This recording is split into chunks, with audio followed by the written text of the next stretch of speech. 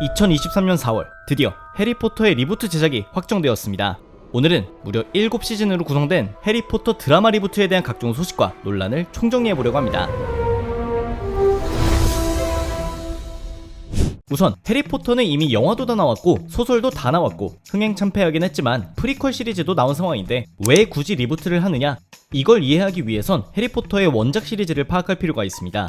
이게 얼마나 레전드냐면 1997년 6월 26일 해리포터와 마법사 이돌 책이 발간되고 이 한 편만으로 1억 2천만 부, 시리즈 전체를 통합해 5억 부가 넘게 판매되며 현존하는 모든 책들 중에 성경을 제외하고 압도적인 판매량 1위에 등극한 레전드 시리즈가 되었습니다.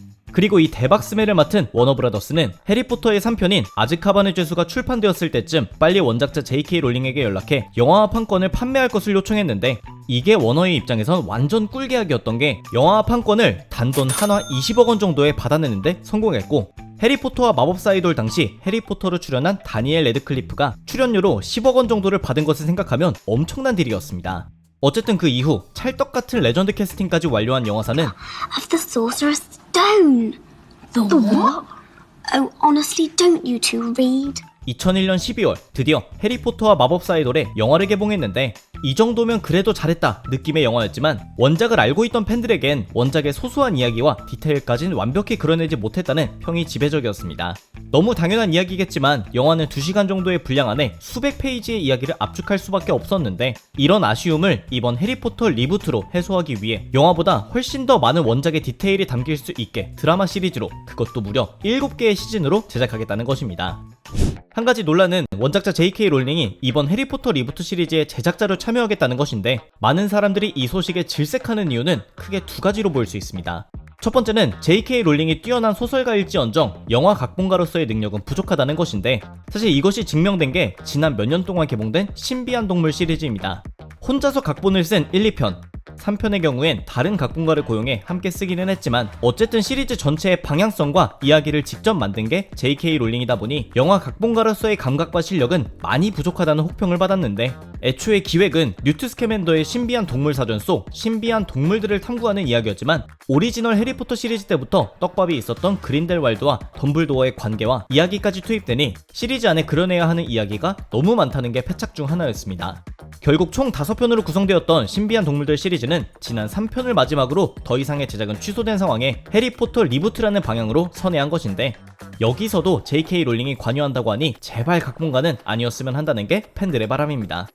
또 한 가지 이유는 바로 J.K. 롤링이 사회적으로 비난받고 있는 이슈들 때문인데 크게 2가지로 나눌 수 있습니다. 첫 번째는 백인들 위주의 캐스팅뿐만 아니라 유럽과 미국을 제외한 나머지 대륙의 마법사들이나 그들의 문화를 너무 백인이 바라보는 아프리카, 백인이 바라보는 아시아라는 느낌으로 그린다는 게 문제로 지적되었는데 사실 이런 부분은 사람들이 비판하는 요소일 뿐 실제로 J.K. 롤링이 타 인종을 의도적으로 비하한다거나 하는 등의 행동은 찾기 힘드나 무지에서 비롯된 것임은 여러 사례를 통해 증명되고 있긴 합니다.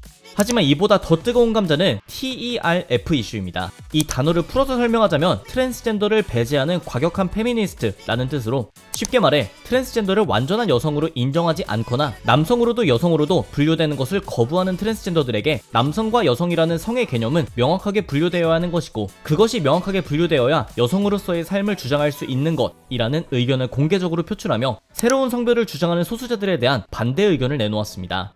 머글에게 핍박받던 마법사 소년이 자신과 같은 동족들을 찾아가 호그와트에서 어엿한 성인으로 성장하는 이야기가 해리포터이기 때문에 이 이야기에서 용기를 얻은 소수자들 그리고 이런 메시지가 하필이면 작가에 의해 훼손되었다는 것에 소수자 커뮤니티뿐 아니라 주연 3인방을 포함한 조연 배우들까지도 작가를 비판하는 입장을 내놓았는데 그럼에도 이런 논쟁에 대한 롤링의 입장은 여전한 상황이기에 트랜스젠더들과 갈등하는 이슈가 있다 정도만 기억하시면 될 것 같습니다.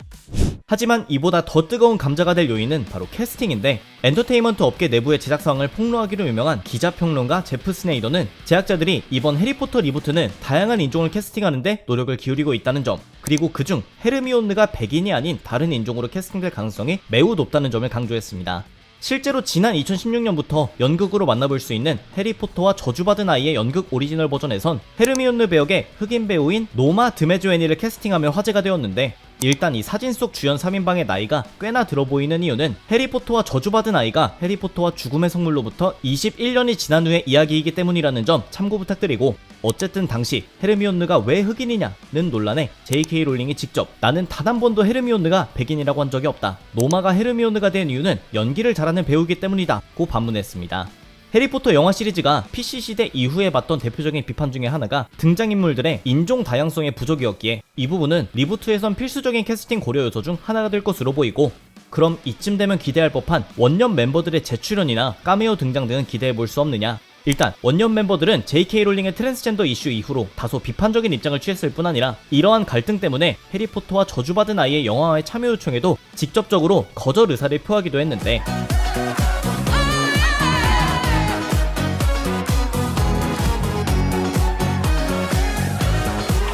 그럼에도 최근 해리포터 리부트에 대해 해리포터 역의 다니엘 레드클리프에게 질문을 던지자 저는 등장하지 않을 겁니다. 무조건이요. 왜냐면 리부트는 새로운 시작일 텐데 제가 그 안에 등장한다면 이상할 거예요. 해리포터는 우리 시대의 셜록 홈즈와 같은 존재가 될 것이라고 보고 제 어린 시절처럼 인생이 통째로 바뀔 꼬마 아이가 누구일지 기대됩니다. 해리포터는 다음 세대로 계속되어야만 하는 거대한 이야기예요. 리부트는 언젠간 벌어질 거라 생각했고 다음 주자에게 넘겨주는 게 맞다고 봅니다. 라며 원작자에 대한 비판적인 입장과는 다르게 해리포터 세계관과 그 미래에 대해서는 매우 긍정적인 관심을 갖고 한 발짝 떨어져서 지켜보겠다는 입장을 표명했습니다.